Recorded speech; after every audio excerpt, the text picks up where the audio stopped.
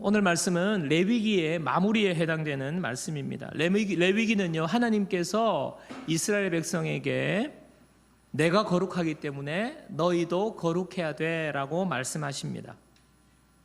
애굽에 살 때는요, 이스라엘 백성들은 노예로 살았잖아요. 그래서 이스라엘 백성들은 나는 노예야, 정체성이 노예였어요. 그런데 하나님께서 애굽에서 건져주시고 광야로 나와서 자유를 주셨잖아요. 그래서 이제는 너희는 더 이상 노예가 아니야, 나의 백성이야, 하나님의 자녀야 라고 말씀하세요. 정체성이 바뀐 거예요. 노예에서 하나님의 자녀로 정체성이 바뀌면서 하나님께서 이제는 그러면 너네들이 하나님의 자녀의 정체성은 뭐냐? 바로 거룩이라는 거예요. 거룩함이라는 거예요. 구별되게 살고 다르게 사는 것이 너희의 정체성이야 라고 말씀해 주십니다. 그래서 그러면 어떻게 다르게 살아야 되느냐? 하나님께서 계명을 쫙 주셨죠. 레위기에 제사 이렇게 지내야 돼, 너희 하나님 앞에 이렇게 살아야 돼, 그리고 사람과의 관계 속에서 또 어떻게 해야 되는지를 말씀해 주셨어요. 하나님께서 이런 규례와 계명들을 쭉 주시고 나서 오늘 이제 26장까지 왔습니다. 26장에 와서 이제 3절에 이렇게 말씀을 시작하세요. 너희가 내 규례와 계명을 준행하면, 이렇게 시작해요. 지금까지 내가 너에게 이야기해 준 계명과 명령, 너희들의 정체성이 바로 이렇게 사는 건데 이것을 준행하면, 이렇게 말해요. 그런 다음에 오늘 읽은 9절이 축복에 대한 말씀입니다. 그리고 반대로 그 다음 14절부터 이어지는 말씀에 보면 너희가 청종하지 아니하면, 지키지 않으면 저주를 쫙 말씀하세요. 축복과 저주를 말씀하십니다.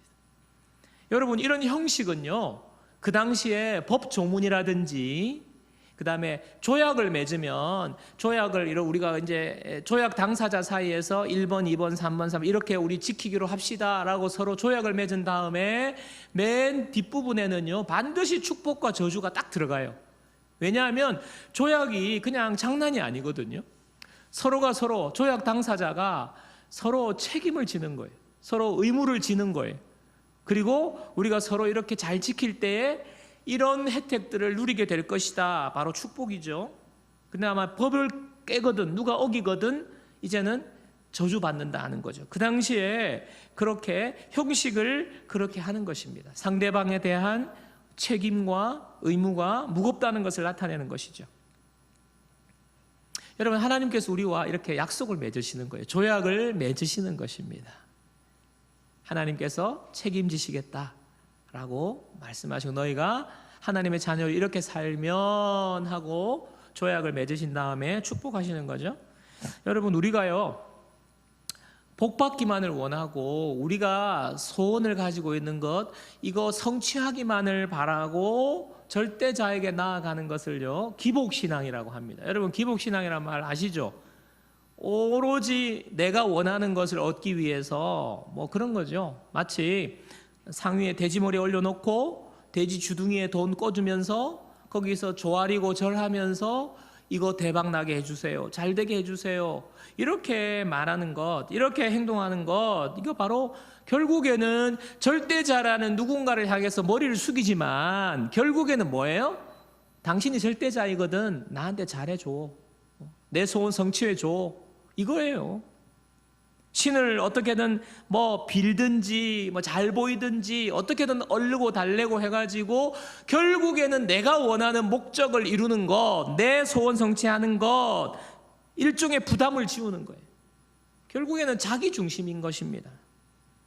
목적이 나 중심이고요, 나의 목표를 이루는 것, 바로 이것이 기복신앙이에요. 여러분, 우리는요 하나님을 이런 식으로 믿지 않습니다. 왜냐하면 하나님은 내 소원 성취를 위해서, 내 원하는 목표를 들어주기 위해서 내가 만든 잡신이 아니기 때문이에요.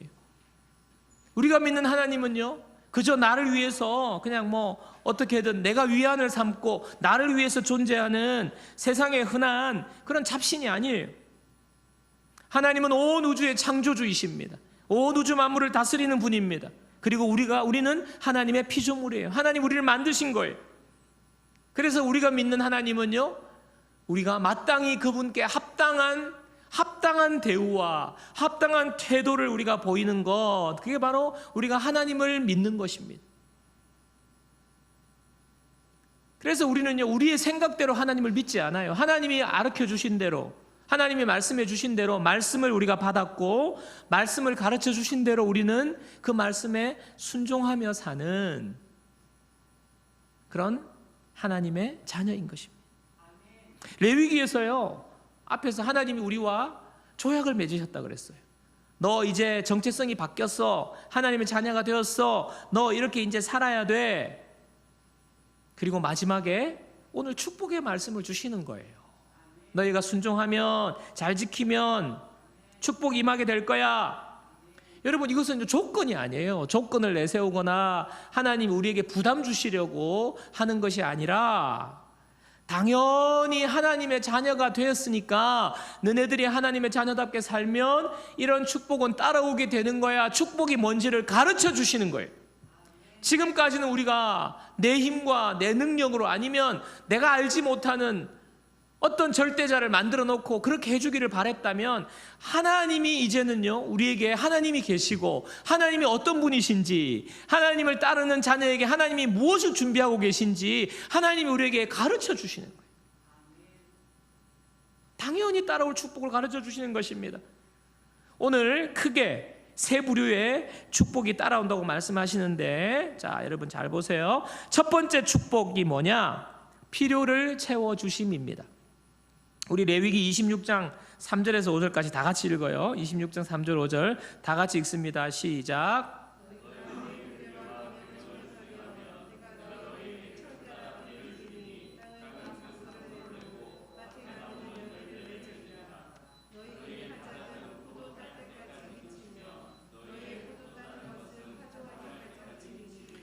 너희가 음식을 배불리 먹고 너희의 땅에 안전하게 거주하리라. 여러분, 이 내용은 보면요, 철 따라 양식이 풍성해지고 양식이 있을 동안에 양식을 먹고 또 다음 추수하기까지 포도를 먹고 포도가 계속 수확하다가 또 양식이 오고 끊이지 않는다는 거예요. 먹을 것. 그래서 5절 뒷부분에 보면 너희가 음식을 배불리 먹을 거다, 이렇게 말씀하십니다. 여러분, 이스라엘 백성들이 사는 지금 땅은요, 지리적으로 보면 북쪽에는 평평한 평야지대가 조금 있는데 대부분은요, 평야지대가 아니라 돌짝밭입니다. 돌이 너무너무 많아요. 그래서 이 농사하기가 너무너무 어려운 거예요.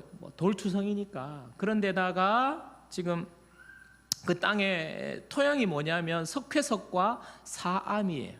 그러니까 이렇게 부스러지는 모래 토양이거든요. 그러니까 그 토양 자체가 물을 머금을 수가 없는 것입니다. 물을 머금을 수가 없어요. 그러니까 사막 지역 아닙니까, 그 지역이. 자, 거기에서 지금 이스라엘 백성들이 산단 말입니다. 여러분, 농사가 잘 되고 배불리 먹고 어떤 수확을 많이 낼 수 있는 곳은 그곳이라고 할 수 없어요. 바로 그 옆에 있는 이집트가 오히려 토양이 비옥하고 수확을 많이 거둘 수 있는 그런 땅은 이집트입니다. 왜냐하면 나일강이 흐르고 있거든요. 그 다음에 나일강 삼각주가 있잖아요. 그러니까 퇴적물이, 강을 흘러서 쌓인 퇴적물이 쌓이는 곳이 나일강 삼각주입니다. 그러니까 애굽이 그렇게 굉장한 그 제국으로, 애굽, 이집트가 그 문화를 형성한 건 아닙니까? 그곳이야말로 어떻게 보면 비옥하고 풍성한 수확이 나는 땅인데, 오늘 이스라엘 백성들이 살고 있는 조건, 이스라엘 백성들이 사는 상황을 보면요, 정말 당장 끼니를 걱정해야 될 그런 지금 조건에 살고 있어요. 뭐 먹고 살지? 야, 이거 어떻게 우리가 굶어 죽지 않고 어떻게 살 수 있을까? 이런 척박한 땅에서 지금 상황과 조건을 보면요, 한숨밖에 나오지 않는, 걱정할 수밖에 없는 이런 상황인데, 하나님께서 뭐라 말씀하세요? 너희들 배불리 먹을 수 있어 라고 말씀하시다. 하나님이 해결해 주시겠다는 것입니다. 신명기 11장 14절 보겠습니다. 신명기 11장 14절 우리 다 같이 읽어요. 여호와께서 너희의 땅에 이른 비 늦은 비를 적당히 때에 내리시리니 너희가 곡식과 포도주와 기름을 얻을 것이요. 여러분 감으로 보세요. 비가 안 오면 뭐 열매도 안 되고 아무것도 안 되잖아요. 우리가 그거 알잖아요. 그래서 막 채소값이 폭등하지 않습니까? 여러분 이스라엘이 완전 건조한 지역인데, 그런데 놀라운 것은요, 가을이 되면요 비가 내려요. 놀랍게 딱 그 시기에. 그러면 씨를 뿌립니다. 왜냐하면 비가 오니까, 땅이 비를 머금으니까 씨가 딱 땅에 탁 꽂히는 거예요. 그리고 뿌리를 내려요. 그리고 자라기 시작합니다. 그러다가 지금 이때 내리는 비를 이른 비라고 그래요. 자, 그리고 겨울이 지나고 봄이 오면 이제 수확을 해야 되는데, 봄이 되니까 또 비가 쫙 내려요. 수확을 앞두고 그 비가 쫙 내리면서 열매가 연그는 거예요. 열매가 알이 차기 시작하는 거예요. 모든 물을 통해서 영양분을 마지막에 쑥 끌어올리니까 열매가 맺혀지는 것입니다. 비가 안 오면요 열매가 맺을 수가 없어요.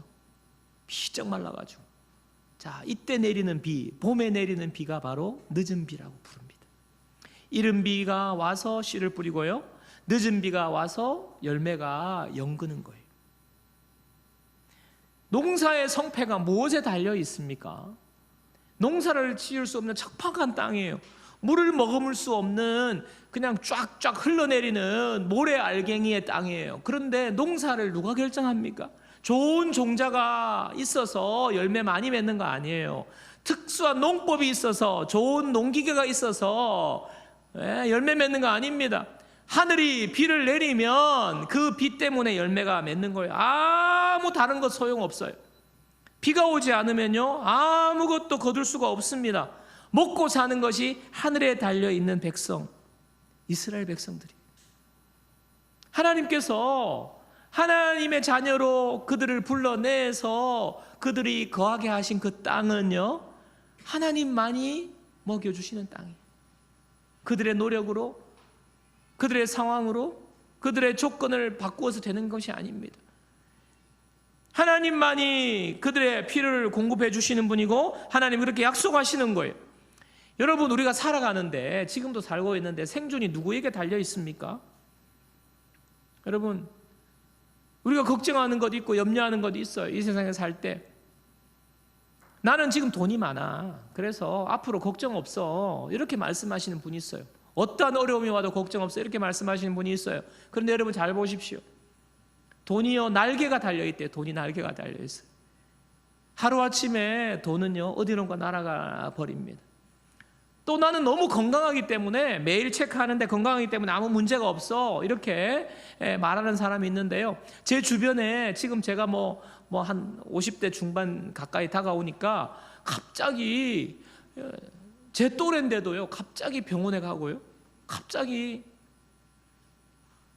돌아가시는 분들이 있더라고요. 그렇게 건강했던 분들이. 여러분, 어떻게 우리가 장담할 수 있습니까? 내일을 장담할 수 있습니까? 여러분, 내일 장담할 수 있어요? 없어요. 예수님께서 제자들에게 말씀하셨어요. 예수님께서 제자들을 불러놓고 하루는 이렇게 말씀하셨습니다. 너희들 무엇을 먹을까 입을까 염려하지 말아라. 하늘의 새를 봐, 들에 핀 꽃을 봐. 하나님께서 먹이시고 입히시는 거야. 너희들 그 하늘의 새와 들의 꽃보다 너희들이 얼마나 더 귀한지 아니? 너희들은 내 자녀야. 내 사랑하는 나의 자녀야. 너희들은 그것들보다 더 귀한 자녀야. 내가 너희들을 필요를 공급해 주지 않겠니? 그러니까 무엇을 먹을지 입을지 염려하지 마. 주님이 말씀하셨어요. 여러분, 예수님께서 제자들을 이렇게 데리고 다니셨잖아요. 여러분, 예수님이 무슨 직업이 있어요? 예수님이 무슨 재벌이에요? 부동산 재벌이에요? 아니에요. 직업을 다 버리고 그들이 예수님을 따라왔는데 주님께서 다 먹이셨어요. 주님께서 이런 말씀을 하시는데, 여러분 옆에서 제자들이 다 쫄쫄 굶고 있다면 이 말이 무슨, 이게 말씀이 이렇게 하실 수 있겠어요? 주님이 다 책임져 주셨어요.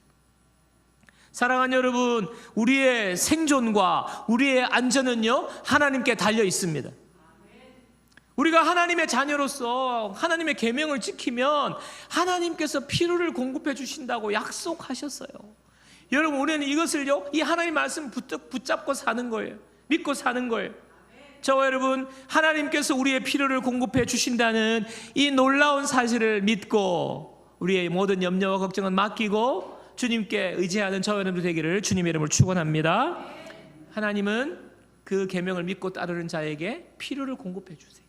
자, 두 번째 축복은요, 보호하심입니다. 자, 레위기 26장 6절과 9절을 우리 함께 읽어보도록 하겠습니다. 다 같이요, 말씀을 읽습니다. 다 같이요.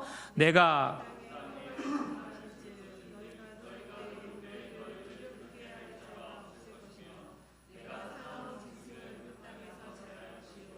칼이 너희의 땅에 두루 행하지 아니할 것이며 내가 너희를 돌보아 너희를 번성하게 하고 너희를 창대하게 할 것이며 내가 너희와 함께한 내 언약을 이행하리라. 자, 두 번째 축복은요, 보호하심이에요.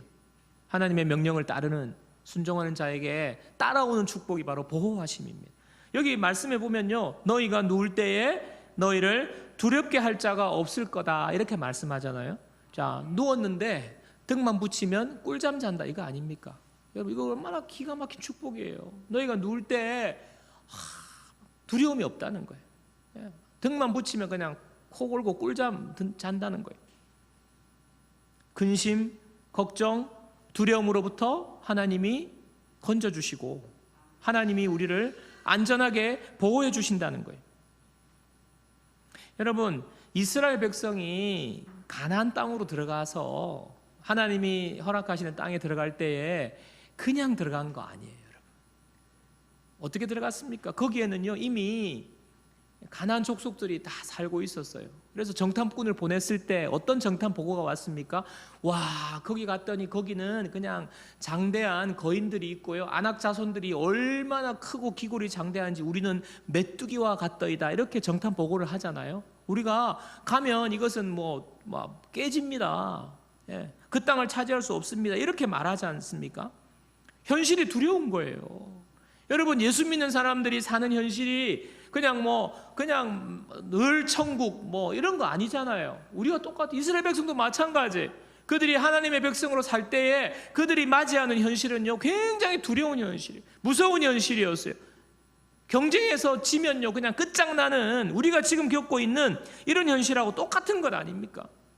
두려워하고 근심이 생기고 밤잠을 못 잘 일들이 그들 앞에 마주하고 있습니다. 그런데 그 여리고성, 큰 여리고성이 어떻게 그 여리고성을 통과하여서 여리고성을 점령할 수 있었습니까? 그들이 최첨단 무기를 가지고 있어서, 아니면 최고의 군대를 훈련시켜서 정예 부대가 그렇게 무찌르고 승리한 게 아닙니다. 하나님이 명령하셨어요. 너 저기 지금 크고 두려운 존재가 있다, 가나안 족속들이 있다. 그러나 너 내가 시킨 대로 하면 돼. 그래, 어떻게 했어요? 여리고성 하루에 한 바퀴 돈 거예요. 그 성을 한 바퀴 빙 돌고. 참 기가 찰 노릇 아닙니까? 어떻게 보면 전략을 세우고 힘을 모으고 사람들 모으고 인맥 동원하고 이렇게 해서 지금 문제를 돌파해 나가야 되는데, 이 거대한 두려움을 가져주는 여리고성을 그냥 한 바퀴 빙 돌았어요. 하나님 돌아라 하니까. 다음 날 돌고 한 바퀴 돌고 6일까지 돌다가 7일째는 7바퀴를 돌아요. 그러니까 여리고성이 무너지고 그들이 들어가서 그 땅을 차지한 것 아닙니까? 무엇입니까?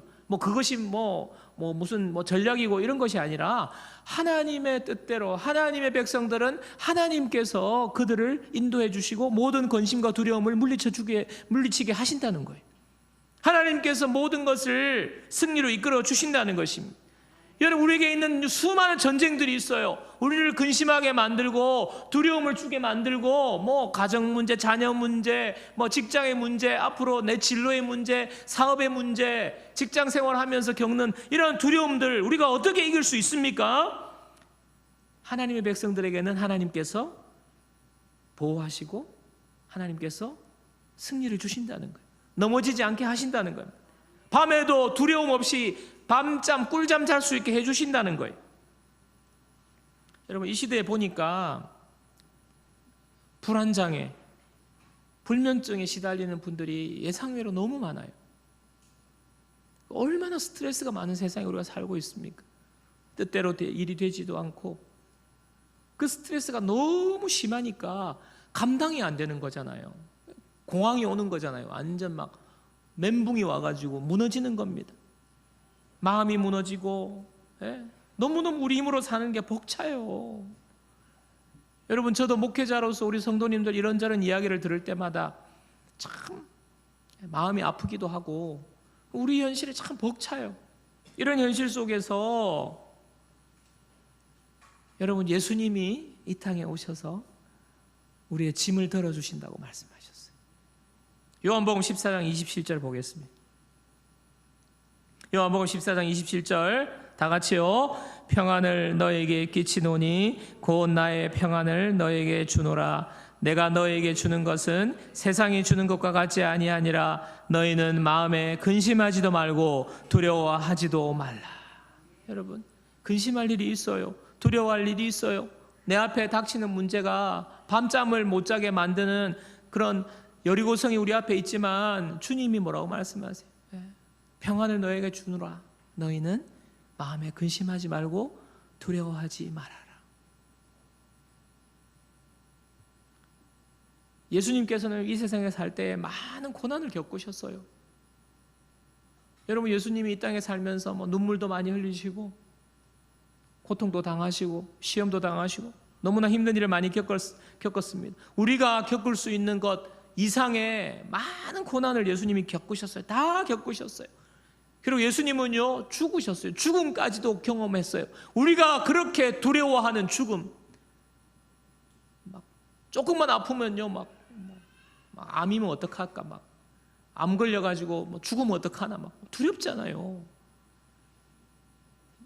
주님은 죽음까지도 경험하셨습니다. 그리고 부활하셨어요. 모든 고난과 아픔과 눈물과 두려움을 주님은 다 몸소 겪으시고 죽으셨지만 부활하셔서 다 이기셨어요. 그래서 예수님에게는요 두려움이 없으세요.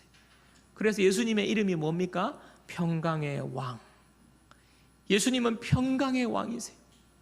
이 평강의 왕이 우리에게 임하셔서 우리에게 평안을 주시겠다고 말씀하십니다. 이 평안은요 근심과 두려움을 이길 수 있는 평안이에요. 여러분 세상의 평안은요 잠깐 내가 돈 좀 빌려줄게, 돈 있으면 잠깐 평안할 수 있어요. 그러나 주님 주시는 평안은요 그런 평안과 달라요. 영원한 평안입니다. 세상의 모든 두려움을 이길 수 있는 참된 평안을 주님이 주시는 거예요. 여러분 그래서 여러분 우리가 여러분에게 예수님 믿는 건 무엇입니까? 예수님께 내 마음을 내어드리는 거예요. 예수님, 내가 주님을 영접합니다.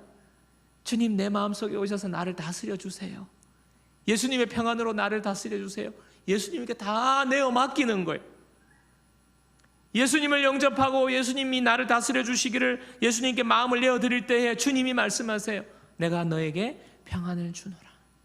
주님의 평안이 우리 가운데 임하게 되면요 우리는요 우리 삶에 놀라운 기적이 일어납니다. 참된 평안이 임하게 됩니다. 상황이 변하지 않더라도 주님이 주시는 평안으로 우리는요 우리의 마음이 단단하게 세워져 있는 거예요. 무너지지 않는 거예요. 사랑하는 여러분, 오늘도 주님의 명령을 따라서 사는 자에게, 여러분 그거 쉽지 않아요. 힘들어요. 말씀대로 살기가 쉽지 않고 주님 따라가기 쉽지 않아요. 그러나 순종하며 사는 자에게 주님은 우리 마음에 놀라운 평안으로 우리를 지켜주시는 분임을 믿습니다. 자, 세 번째 축복은요 함께 하심이에요. 함께 하심. 레위기 26장 11절 12절 우리 다 함께 읽어보도록 하겠습니다. 내가 내 성막을 너희 중에 세우리니 내 마음이 너희를 싫어하지 아니할 것이며 나는 너희 중에 행하여 너희의 하나님이 되고 너희는 내 백성이 될 것이니라. 자, 말씀을 잘 지키면 내가 너희와 너희 성막을 너희 중에 세우겠다라고 말씀하세요. 무슨 말입니까? 하나님이 이스라엘 백성 가운데 함께 하시겠다는 거예요. 광야에서 하나님이 함께 해주시겠다, 옆에서. 그리고 옮겨가면 성막도 같이 가죠. 하나님이 늘 함께 해주신다는 것입니다. 하나님이 약속을 지키셨죠. 성막을 짓게 하심으로 말미암아. 여러분, 성막과 성전은요, 지리적인 공간적인 한계가 있잖아요. 어떤 지역에 한계가 있는데 하나님께서 그 한계를 뛰어넘어서 모든 믿는 자에게 영원히 함께 하시는 놀라운 하나님의 성전을 우리 가운데 주셨어요. 그게 바로 예수님 보내주신 거예요. 예수님을 보내주시고 성령을 보내주셔서 우리의 마음을, 나를 성전 삼으신 것입니다. 자, 요한복음 14장 16절 보십시오. 요한복음 14장 16절 다 같이요. 내가 아버지께 구하겠으니 그가 또 다른 보혜사를 너희에게 주사 영원토록 너희와 함께 있게 하리니. 자, 주님이 말씀하시죠. 주님이 하나님 아버지께 내가 구해서 또 다른 보혜사, 성령을 너희 가운데 보내주시겠다 하셨어요. 성령을 우리 가운데. 자, 고린도전서 12장 3절도 보십시오. 다 같이 읽습니다. 그러므로 내가 너에게 알리노니 하나님의 영으로 말하는 자는 누구든지 예수를 저주할 자라 하지 아니하고 또 성령으로 아니하고는 누구든지 예수를 주시라 할 수 없느니라. 중요한 게 뭐예요? 내가 예수님을 주님이라고 부를 수 있는 거 아무나 할 수 없다는 거예요. 성령을 받은 사람만이, 성령이 아니고서는 예수를 주라고 할 수 없다. 무슨 말입니까? 내가 주님이라고 고백할 수 있다면 저와 여러분들은 성령을 받았다는 거예요. 성령이 우리 가운데 거하십니다. 여러분, 성령의 전 바로 교회 아니에요? 하나님의 성전 아닙니까? 하나님이 우리와 내 속에 함께 계신다는 거예요. 여러분, 예수님을 여러분은 나의 구주로 고백하셨습니까? 예, 그렇다면요, 성령 하나님께서 영원히 나와 함께 해주시는 이 복을 받은 거예요. 여러분, 우리가 이 성령님을 의식하지 않는다니까. 잘 의식 안 해요. 성령님이 내 속에 계신데 성령님 의식하지 않고 성령님과 교제하지 않고 성령님 무시하고 하니까 성령님이 마치 안 계신 것처럼 우리가 살아가게 되는 거예요. 근데 반드시 우리가 기억해야 될 것, 내가 예수 그리스도를 주라 고백하면 성령님이 내 속에 거하신다는 사실입니다. 이 성령님이 어제와 오늘, 내일까지 변함없이 늘 우리와 함께 거하시는 분이 성령님이세요. 자, 세 가지 축복. 필요를 공급해 주시는 것, 그 다음에 우리를 마음을 붙드시고 보호해 주시는 것, 그 다음에 함께 하시는 것.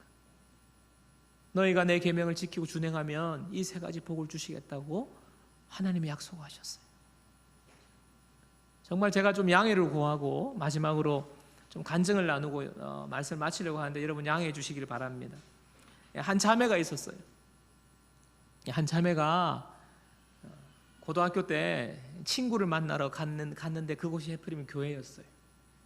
친구를 만나러 교회를 갔는데 친구를 만나고 또 거기 계신 전도사님을 만나서 전도사님이 너 이리 와봐라, 너 이름 뭐니? 이렇게 해가지고 고등학생이니까 전도사님이 복음을 전했어요. 너 예수님 믿어야 돼. 예수님 영접해야 돼. 그래서 예수님을 믿었다고 합니다. 예수님을 믿고 예수님을 영접하게 되었어요. 그 뒤에 본격적인 이제 신앙생활이 시작되었습니다. 교회 생활이라고 할 수 있겠죠. 평일에 학교 수업 마치면 그때는 교회에 공부방이 있어가지고 교회에 와서 공부하고 같이 친구들이랑 공부하다가 같이 기도하고, 그 다음에 말씀도 나누고 암송도 하고 이렇게 평소에 이제 예수 믿는 사람처럼 신앙 이제 생활이 바뀐 거예요. 그 전까지는 놀다가 집에 자다가 그러다가 이제는 얼떨결에 예수님을 영접하고 그 신앙생활이 시작된 것입니다. 알고 했겠습니까? 시키는 대로 다 했어요. 친구들도 또 하니까 그 분위기에 휩싸여 가지고 하게 된 거예요. 학교 마치면 또 교회 가서 기도하고 말씀 읽고 또 공부하고 이렇게. 그다음에 주일은 너 이제 예수 믿었으니까 주일날 교회 와서 예배 드려야 돼. 이렇게 가르쳐 준 거죠. 주일날 와서 예배 드리고 아침에 일찍 와서 예배 드리고 또 예배 마치고 어디 딴 데 가는 것이 아니라 교회에서 계속 있었어요. 밥 주니까 교회에서 점심 먹고 또 성경 공부하고 공부 마치고 또 뭐 성가대 연습하고 뭐 주일은 너 안식하는 거야. 공부하는 거 아니야. 게임방에 가는 거 아니야. 오락 즐기는 거 아니야. 그래서 그렇게 해야 되는 줄 알고 그렇게 순종한 거예요. 그렇게 시간을 보내다가 이 자매가 예수님을 인격적으로 만나게 됩니다. 뜨거운 영적 체험을 하게 돼요. 그래서 막 방언도 받고, 그러니까 그냥 교회 생활 이렇게 하다가 그냥 뭐 남들이 하니까 하다가 이런 영적인 체험을 하니까 하나님이 살아계시고 하나님이 내 속에 계시는구나, 성령님이 계시는구나, 자기가 몸소 체험을 한 거예요. 막 가슴이 뜨거워지고 막 혀가 꼬이면서 방언이 나오고 이런 영적 체험을 하게 됩니다. 그러니까 하나님의 함께 하심을 알게 된 거예요. 이 자매가요, 이제 대학을 가야 되는데 하나님께서 좋은 목소리를 주셨다는 것을 자기가 알고 또 음악을 해서 선생님이 되어야 되겠다는 생각이 생긴 거예요. 마음속에 꿈이 생긴 거예요. 그런데 이 자매가 집안 형편이 너무 어려웠어요. 입시를 하려면, 예체능 하려면 어디 학원 가야 되잖아요. 음악 레슨 받아야 되잖아요. 근데 집에 돈이 없었어요. 레슨 받을 돈이 없었어요. 그런데 이 자매가 하나님을 알게 됐잖아요. 그래서 하나님이 말씀에 기도하면 하나님이 응답 주신다, 하나님이 필요를 공급해 주신다, 이걸 알고 하나님 앞에 기도한 거예요. 하나님, 저 돈이 없어요. 근데 하나님, 저 음대 가려면 레슨 받아야 되는데 하나님 어떻게 할까요? 저 음대 가고 싶어요. 막 하나님 앞에 기도했더니 어느 날 선생님이 내가 너 레슨 해줄게, 무료로 레슨 해줄 선생님이 나타난 거예요. 그래서 레슨을 받았대요. 또 레슨을 그렇게 받고 입시를 해야 되는데 이제 입시 실기 시험을 치게 되는데 뭡니까? 성악이니까 뭐가 필요해요? 반주자가 필요해요. 반주자가. 몇 곡, 한 두세 곡 부르잖아요. 반주자가 필요한데 역시나 돈이 없어. 입시 반주자를 구해야 되는데 입시 반주자를 누구를 뭐 어떻게 구합니까? 입시 반주 잘하는 경험이 많은 반주자를 이제 구해야 되는데 그게 다 돈을 줘야 되잖아요. 그런데 뭐 어떻게 하다가 그 교회에 이제 출석하면서 교회 후배가 있을 거 아니에요. 동생 중에 피아노 치는 고1인가 고2인가 모르겠어요. 고1인가 고2인가 그 뭐 이제 고등학생 올라온 그 후배를 나 반주 좀 해줘, 내 반주 해줄 사람이 없다, 돈이 없다 그래가지고 그 반주자로 몇 번 연습하고 그렇게 지금 입시에 간 거예요.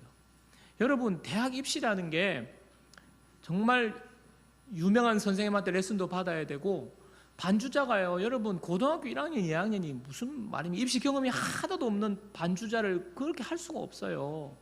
입시 경험이 있거나 아니면 이 반주만을 전공한 선생님을 모시고 가야 되는데 정말 고3짜리가 그 밑에 고2, 고1짜리를 데리고, 여러분 정말 이 조합은 굉장히 신선해 보이긴 하지만 이거는요 위험한 거예요. 이렇게 해서 입시장에 간 거 아닙니까? 그래서 입시를 하는데 이 자매가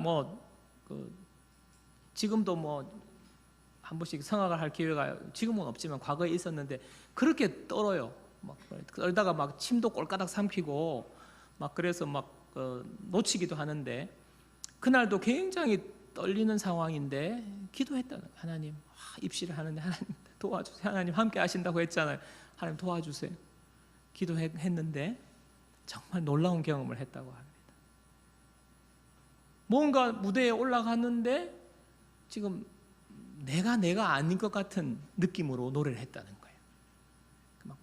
내가 막 떨리고 있다는 거 이런 거 전혀 인식하지 못하고 내가 아닌 것 같은, 무언가 평소에 느껴보지 못한 그런 상황에서 노래를 한 거예요. 무아지경에서 노래를 한 거예요. 그러니까 노래를 잘 마치고 실기를 마치고 그리고 결과는 합격하게 된 거예요. 대학에 들어갔고 또 주일마다 주일 성수하고 훈련 받고 이제 하나님의 백성으로서 말씀대로 사는 훈련이 시작된 거죠. 여전히 가정 형편이 좋지 않으니까 필요한 게 많잖아요. 학비도 필요하고 또 레슨도 받아야 되고 또 여러 가지 생활비도 필요한데 결론적으로 말씀드리면 하나님의 공급해 주시는 은혜를 시시때때로 경험하게 되었다 하는 것입니다. 여러분, 이 자매가 우리 교회 다니는 자매예요.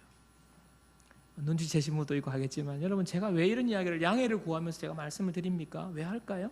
할까 말까 고민을 많이 했어요. 여러분, 하나님의 말씀 다 아시잖아요. 하나님 예수 믿으면 우리가 신앙생활에 하나님 축복해 주신다, 여러분 잘 알잖아요. 필요를 공급해 주시고 하나님이 우리의 마음을 붙들어 주시고 함께 해 주시고 여러분 아는데, 여러분 그것이요 그냥 뜬구름 잡는 이야기가 아니라는 거예요. 그게 그냥 여러분 귀에 안 들릴 수도 있어요. 왜냐하면 삶이 너무 아직까지 풀리지도 않고 다 풀리는 게 아니잖아요. 다 잘 되는 게 아니잖아요. 여전히 어려운 가운데 있지만 여러분, 그 말씀이 그냥 여러분의 한 귀로 들어가서 한 귀로 흘러가는 말씀이 아니라는 것을 말씀드리고 싶은 거예요. 이 자매가, 제가 정말 이 이야기를 간증을 좀 했으면 좋겠는데 제 이야기 할까 하다가 할 이야기도 여러분 마땅치 않고, 그래서 이 이야기가 생각났는데 제가 물었어요. 그러니까 제발 하지 말래요. 제발. 내가 민망해서 앞으로 교회 생활을 어디 내가 딴 교회 가야 되겠다 이러면 하지 말래요. 하지 말래요. 민망하다고 제가 얼굴을 어떻게 들고 다니냐, 그게 뭐라고. 제가요 이번 주 중반부터 얼마나 스트레스 받았는지 몰라요. 제발 하지 마라. 자꾸 그렇게 하면 헤어지는 수가 있다 막 이러면서 얼마나 스트레스를 받아요. 여러분, 제가 자랑하려고 하는 것이 아닙니다. 자랑할 만한 거창한 것도 아니에요. 여러분, 자매의 이야기를 통해서 하나님의 말씀을 따라서 하나님을 믿고 하나님의 자녀로 어려운 가운데서도 그래도 계명을 지키고 사는 자를 하나님께서 약속하신 은혜를 부어주신다는 사실을 여러분들에게 조금이나마 실제로 말씀드리고 싶어서 이 예를 드는 것입니다. 여러분, 자매의 고백이 뭐예요? 하나님 우리의 필요를 공급해 주신다는 거예요. 정말 열매 맺을 수 없는 상황인데, 돌짝밭인데 하나님이 필요를 공급해 주셔서 배불리 먹게 해주신다는 것을, 그 고백이잖아요. 가정 형편이 어렵고 너무나 힘들어서 마음이 무너질 수밖에 없고 그런 상황인데 하나님께서 걱정하지 않도록 붙들어 주시고, 두려움에 떨릴 수밖에 없는 상황인데 하나님이 그 마음을 붙들어 주셔서 마음을 지켜주시고 보호해 주신다는 고백 아닙니까? 하나님께서 순간순간 함께 하셔서 어려움도 견뎌내고 이겨내고 문제가 없다는 게 아니에요. 힘든 일이 없다는 게 아니에요.